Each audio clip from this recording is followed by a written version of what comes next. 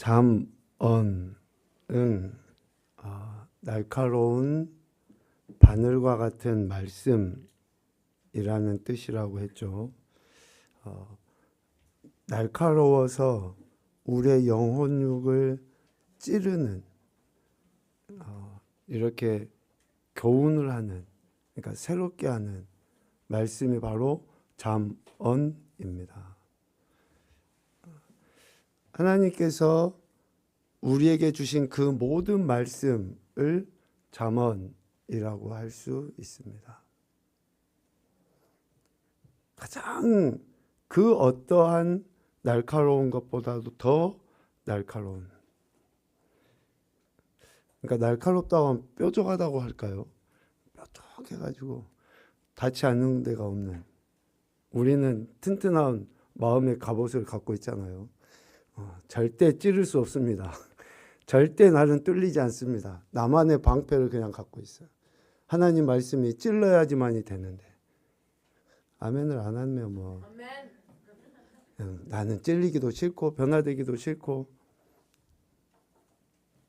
우리 잠언 1장 2절 5절까지의 말씀을 봐봅시다.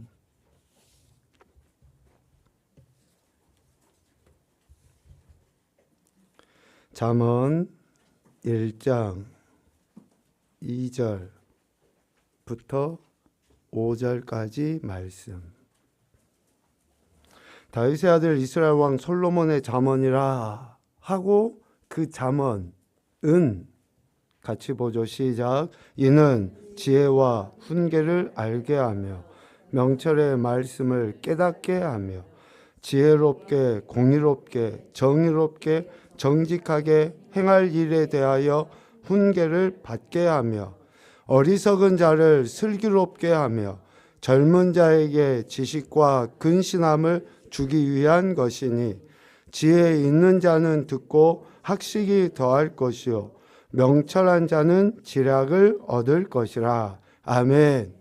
자, 찌르는 말씀. 자, 그러면 왜 찌르는가? 왜?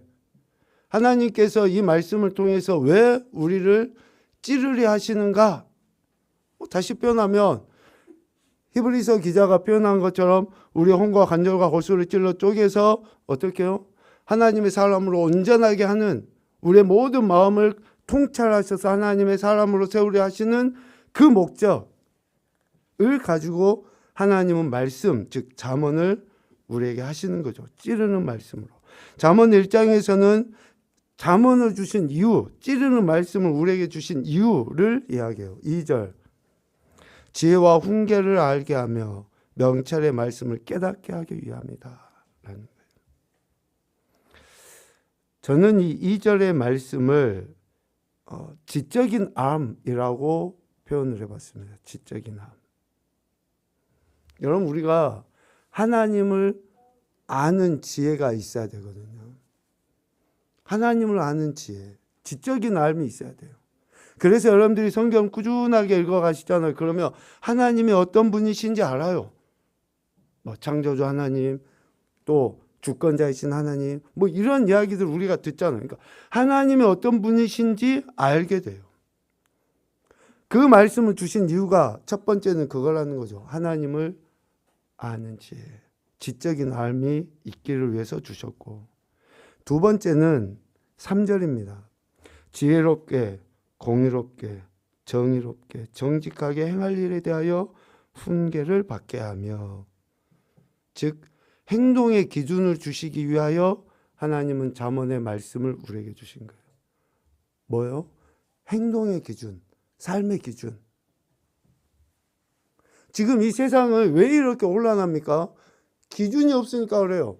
헌법이라고 있어요. 또 여러 가지의 법이 다 있어요. 그런데 법을 지키지 않으니까 혼란하고 혼돈하고 또 무질서함들이 많아서, 처음에는 법을 지키지 않는 것이 사람들은 자유라고 생각해요. 법을 지키는 것은 속박이라고 생각하고 얽어매는 거라고 생각해요. 그런데 진짜 자유는 뭐예요? 법을 지킬 때 자유예요. 사거리 도로 생각을 해보세요. 신호등이 있으니까 우리가 자유롭게 이렇게 가잖아요. 신호등이 없으면 사람들이 더 편할 거라 생각해요. 그런데 법이 있으니까 훨씬 더 자유로운 거예요. 그래서 하나님은 이 찌르는 말씀, 잠언을 통해서 우리에게 행동 기준을 주십니다. 지혜롭게, 공의롭게, 정의롭게 행할 일을. 그러니까 지혜는, 공의는, 정의는 어디로부터 나옵니까? 하나님 말씀으로부터 나옵니다. 하나님 말씀 없는 정의는 정의로울 수가 없어요. 어느 한편에는 정의죠. 그런데 반드시 다른 한편에는 정의가 아니에요. 그러나 하나님의 말씀은 어느 누구에게든지, 그래서 공의를 이야기해요. 이러한 행동의 기준을 주시기 위해서 잠언 말씀을 주신 거고, 세 번째는 삶의 변화를 위해서 말씀을 주셔요. 행동의 기준, 그러니까 지적인 암, 그리고 행동의 기준을 주시고 나서 실질적으로 삶의 변화를 위해서 하나님은 말씀을 주셔요. 4절, 5절. 어리석은 자를 슬기롭게 하며 젊은 자에게 지식과 근신함을 주기 위한 것이니 지혜 있는 자는 듣고 학식이 더할 것이고 명철한 자는 지략을 얻을 것이라. 어리석은 자가 슬기롭게 되어지는, 실질적으로 변화가 돼버려요. 하나님의 말씀을 우리가 우리의 마음판에 새기면, 그 날카로운 말씀을 내 마음판에 새겨놓으면 이런 변화가 일어나게 돼 있어요. 왜 사람들이 여전히 예수를 믿고도 이기적인 생각에 가득 차 있습니까? 삶의 변화가 아니니까. 하나님에 대해서 알아요. 그리고 하나님이 무슨 말씀했는지 알아요. 그런데 그 말씀을 자기 마음판에 새기지 않아요. 직접적으로 행하지 않아요. 그러니 변화가 안 일어나죠. 그런데 이러한 하나님의 말씀, 찌르는 말씀을 우리에게 주신 이유는 이러한 삶의 변화, 젊은 자, 아직 완성되지 아니하는 그러한 인격의 소유자들이 하나님의 말씀을 통해 지식, 근신을 얻게 돼요. 진짜 이렇게 변화되는 거죠. 그리고 학식이 더해지고 지략을 얻게 되는 이런 삶의 변화로 나타나게 됩니다. 결국 잠언은, 즉 하나님의 모든 말씀은 우리 인생의 지적인 암과 또 행동의 기준이 되어서 삶의 변화를 이룰 수 있게 합니다. 우리 인생이 변화되는, 우리 인생이 지금 세상과 다른, 세속적인 것과 다른 가치관을 가지고 살아갈 수 있는 가장이라는 말은 빼겠습니다. 유일한 지침은 하나님 말씀이에요. 유일한 지침은 하나님의 말씀입니다. 그러므로 하나님의 말씀을 읽고 듣고 묵상하고 지키는 자, 지키는 삶을 살 때 우리는 하나님의 통치하심 가운데 있는 하나님 나라를 살아가게 돼요. 이것이 뭡니까? 평강이에요. 평강. 평안하십니까? 우리는 하나님 나라 백성으로서 지금 이 땅에서, 목사님 무슨 말 하세요? 뉴스 듣기도 싫고 막 처처에 지진도 있고 전쟁도 있고 이러는데 무슨 하나님 나라입니까? 그런데 하나님의 통치하심과 다스림이 있는 그 어디든지 하나님 나라입니다. 우리는 그 나라 백성으로서 살아가야 돼요. 그래서 그 나라를 보기를 원하는 자들에게 무엇을 통해서 하나님 나라를 보여줄 수 있습니까? 내가 누리는 평강을 통해서 하나님 나라를 보여주는 거예요. 예수님께 사람들이 물어요. 바리새인들이 하나님 나라가 어디 있느냐? 보일 수 있게. 그랬을 때 예수님은 뭐라고 이야기하십니까? 너희 안에, 근데 너희 안에라고 하는 단어를 설명했잖아요. 바리새인들은 여전히 세상적이고 세속적인 종교적인 위선과 거짓에 치우쳐 있는 사람들이에요. 그런데 너희 안에 하나님 나라가 임한다라고 하는 그 너희 안에라고 하는 단어는 그들이 살고 있는 주변에 그 믿는 사람들의 삶을 통해서 그들이 하나님 나라를 보게 된다는 거예요. 그러니까 저와 여러분이 하나님 주신 은혜, 평강, 기쁨이 있으면 믿지 않는 사람들, 하나님 나라를 눈으로 보기를 원하는 자들에게 하나님 나라를 보이는 거예요. 보이는 거예요. 그런 삶을 하나님은 오늘 우리에게 기대하시는 거죠. 이렇게 하나님의 말씀을 듣고 또 깊이 묵상하고 지키는 삶을 살 때 하나님 나라라고 있고, 이것을 우리가 좋아하는 단어로 바꿔보면 복이에요. 복. 복이 바로 이겁니다. 하나님의 말씀을 듣고 지켜 행하는 자가 복이 있다라고 누가복음 11장 28절에 예수님이 분명하게 이야기하셨거든요. 그러니까 우리가 진짜 좋아하는 복을 얻기 위해서는 어떻게 하면 됩니까? 늘 말씀을 생각하고 말씀을 깊이 묵상하면서 삶으로 살아내면 돼요. 그리고 우리가 달달 외우고 있는 것처럼 다른 거 못해도 시편 1편 말씀은 또 암송하고 있잖아요. 복 있는 사람은 하면서 그 복, 이 이야기를 잠깐 하고 오늘 교재로 이렇게 넘어가도록 하겠습니다. 우리가 복이라고 할 때 이 복은 현세적이고 육적이며 세상 가치 판단에 의한 복과는 별개입니다. 누가복음 11장 28절에서도 이야기하는 이 복, 그리고 시편 1편에서 이야기하는 이 복은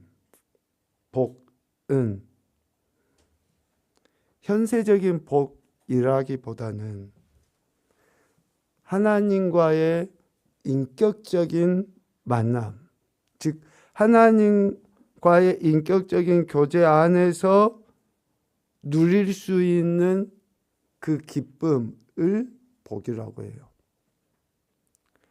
히브리어에서는 복을 크게 두 가지로 표현해요. 아샤르라는 단어하고 바라크라는 단어를 써요. 이 아샤르라는 단어가 지금 이야기하는 첫 번째 그 복이에요. 하나님과 인격적인 교제 안에서 누릴 수 있는 그 기쁨을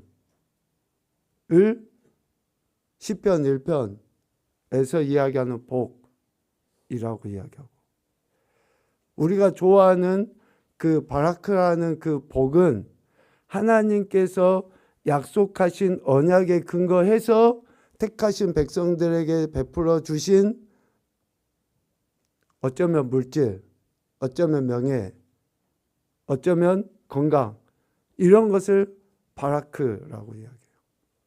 그런데 이 바라크의 복은 반드시 하나님의 언약에 근거한 복이에요.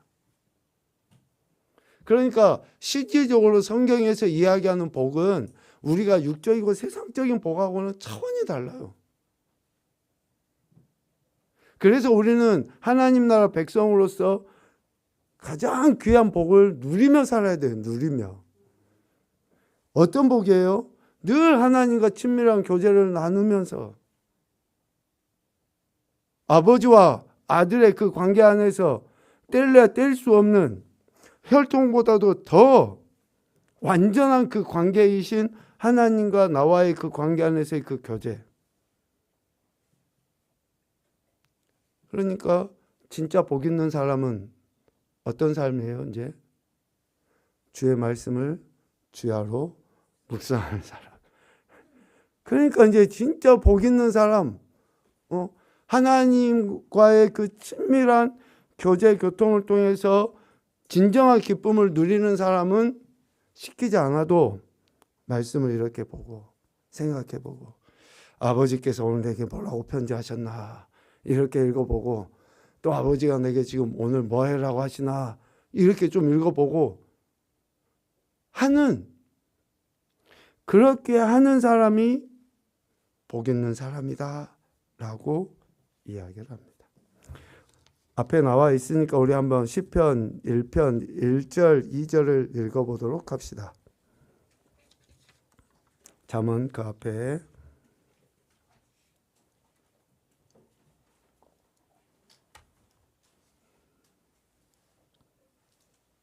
진짜 하나님께서 우리에게 주신 하나님과의 그 친밀한 교제 교통을 나누는 사람들은 어떠한가?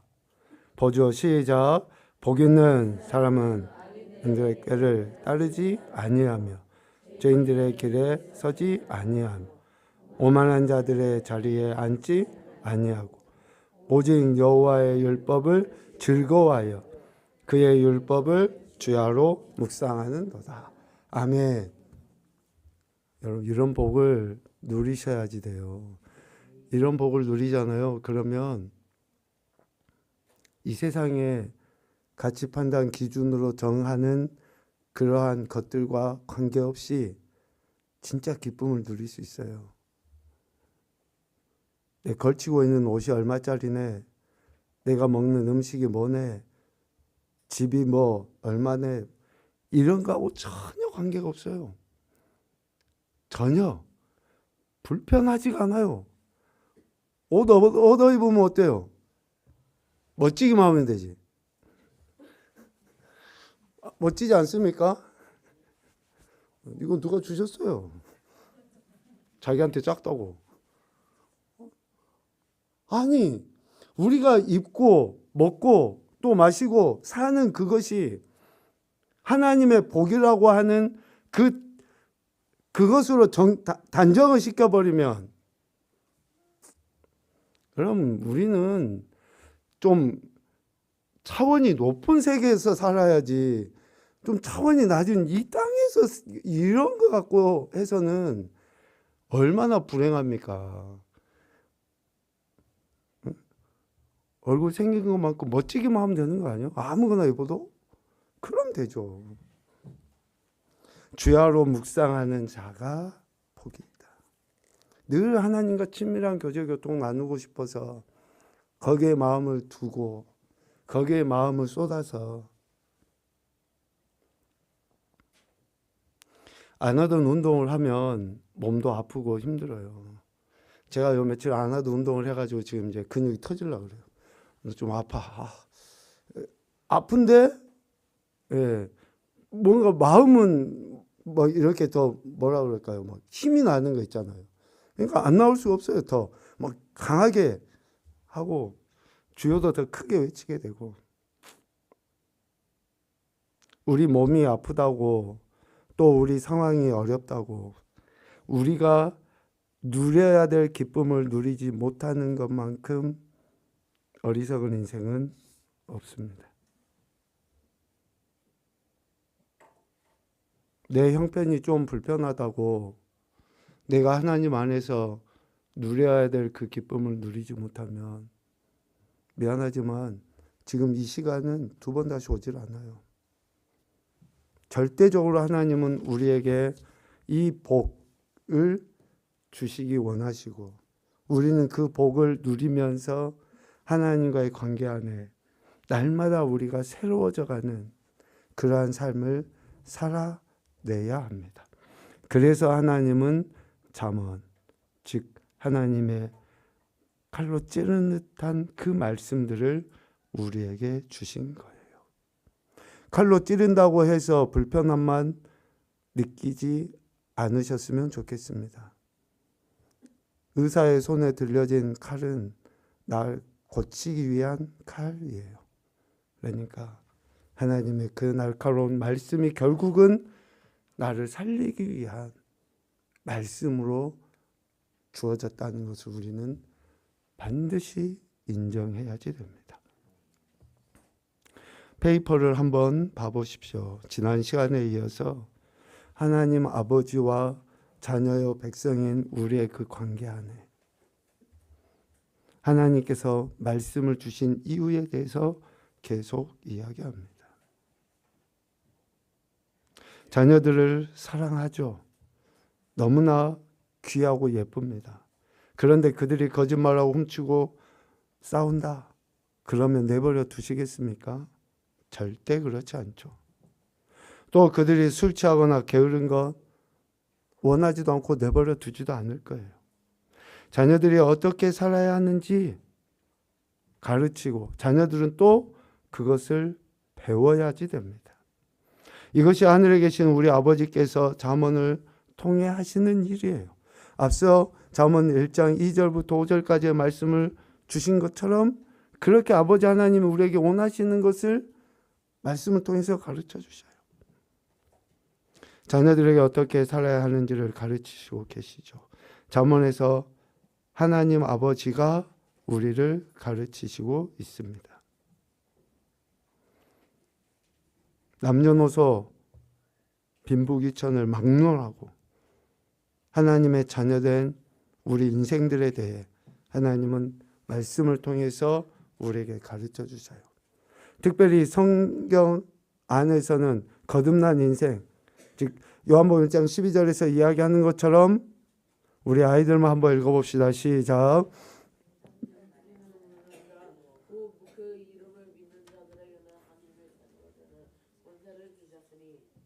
너무 뜻밖이었나요? 다시 한번 읽어봅시다. 시작. 용접하는 자 곧 그 이름을 믿는 자들에게는 하나님의 자녀가 되는 권세를 주셨으니. 우리 정훈이 혼자 목소리만 여기서는 혼자 목소리만 들리군요. 이렇게 하나님의 자녀가 된 우리 인생들, 하나님의 가족으로 다시 태어난 우리 인생들에게 하나님은 말씀하셔요. 여러분, 성경은 기본적으로 안 믿는 사람에게 하시는 이야기가 아니라 믿는 우리에게 하나님이 하시는 말씀이에요. 예수 그리스도로 말미암아 하나님의 자녀된 저와 여러분에게 하신 이야기지 안 믿는 사람들에게, 그러니까 우리가 성경을 읽거나 또 설교를 듣거나 할 때 이 말씀 꼭 저 사람이 좀 들었으면 좋겠는데, 저 인간이 좀 변화되도록 이 말씀 꼭 저가 들었으면 좋겠는데, 그런 말씀이 있으면 됩니까? 안 됩니까? 안 돼요. 안 돼. 그 말씀은 하나님 지금 내게 하신 말이고 내가 변화돼야 되기 때문에 내게 하신 이야기지, 저 인간이 좀 변화돼, 저 사람이 좀 들어야 돼, 그런 이야기 없습니다. 기본적으로 자녀인 내게 지금 아버지가 내게 하신 이야기예요. 여러분 하나님의 자녀이십니까? 아멘. 그러면 우리는 하나님의 말씀을 들어야지 됩니다. 하나님께서 우리에게 성령을 주셨습니다. 하나님은 하늘에 계신 아버지시죠. 로마서 8장 15, 16절 말씀을 같이 읽어봅시다. 너희는 다시 무서워하는 종의 영을 받지 아니하고 양자의 영을 받았으므로 우리가 아빠 아버지라고 부르짖느니라. 성령이 친히 우리의 영과 더불어 우리가 하나님의 자녀인 것을 증언하시나니. 아멘. 우리가 성령 하나님에 의하여 하나님의 자녀라고 인정되고 선포됐다는 거예요. 얼마나 복된 일인지 모릅니다. 그래서 하나님 아버지의 자녀로서 아버지 하나님이 우리에게 삶의 방법을 가르치시는 것에 우리는 순종하며 살아야죠. 그래서 하나님 아버지는 잠언을 통해 우리에게 삶의 방법을 가르쳐 주십니다. 삶의 방법. 그런데 어떤 삶의 방법일까요? 어디에서의 삶의 방법일까요? 하나님 나라 백성으로서의 삶의 방법을 가르쳐 주세요. 처세술을 가르치시는 게 아니에요. 하나님은 이런 말씀을 통해서 그냥 세상 살아가면서 사람들과 어마어마한 관계 맺고 이래도 흥 저래도 흥 내게 손에 안 끼치면 그냥 잘못된 것도 눈 감아주고 뭐 대충 그러라고, 그런 삶의 방식을 우리에게 가르쳐 주신 게 아니라 하나님의 자녀인 우리가 이 땅에서 하나님 나라 백성으로서 어떻게 살아야 하는지의 삶의 방식을 가르쳐 주시는 거예요. 그 좋은 예가 예수님께서 산상수훈의 말씀을 통해서 제자와 무리들에게 가르치셨잖아요. 그런 말씀들은 이 땅에서 하나님 나라 백성으로 어떻게 살아야 하는지를 가르치시는 말씀인 거죠. 그래서 우리는 지금도 하나님 나라 백성이라는 그 정체성, 자녀라는 정체성을 가지고 하나님의 말씀을 듣고 그 말씀의 마음을 둬야 한다. 좋은 육신의 아버지도 자녀들에게 고통을 피할 수 있는 방법을 말해주죠. 그는 자녀들에게 불을 가지고 놀면 데일 것이고 또 잘못하면 불을 낼 수도 있다고 가르쳐요. 좋은 아버지는 자녀들에게 만일 말을 듣지 않고 불을 계속 가지고 놀면 어떨까요? 벌을 줄 것이다 라고도 이야기도 해요. 이것과 같이 하나님 아버지도 어떻습니까? 잠언을 통해 크게 보면 하나님의 모든 말씀을 통해 우리의 잘못된 삶의 위험에 대해서 경고하셔요. 그리고 우리가 올바른 길을 갈 수 있도록 제시해 주시죠. 그러니까 올바른 길을 가지 않으면 어떻게 된다라고 하시는 그 경고. 그리고 또 하나 올바른 길을 갈 때에 주어지는 유익. 이것을 가르치시는 거예요. 순종하면, 순종하지 아니하면 계속 하나님은 이 두 가지를 말씀하시거든요. 그러니까 이제 미안하지만 우리는 그 안에서 선택만 하면 돼요. 우리는 로봇가 아니니까 뭐 저절로 되어지는 것은 아무것도 없어요.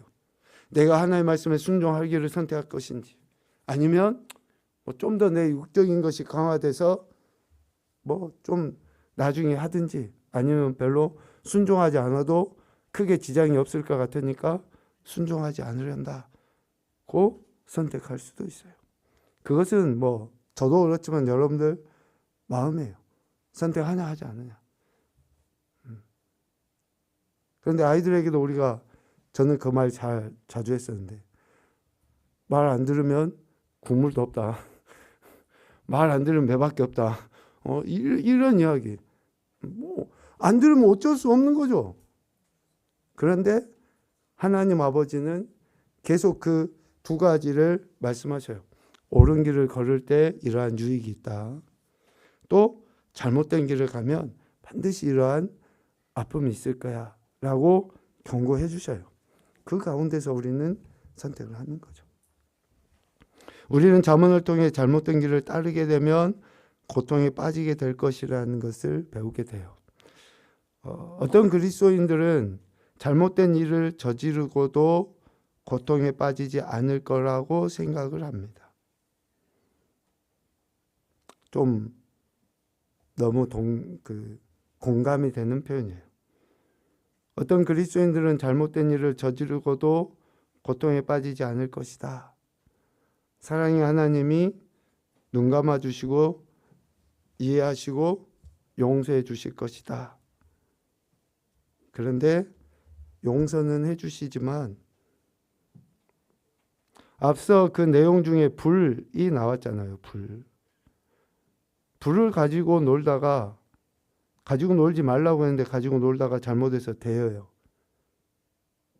데이면 뭐가 났습니까?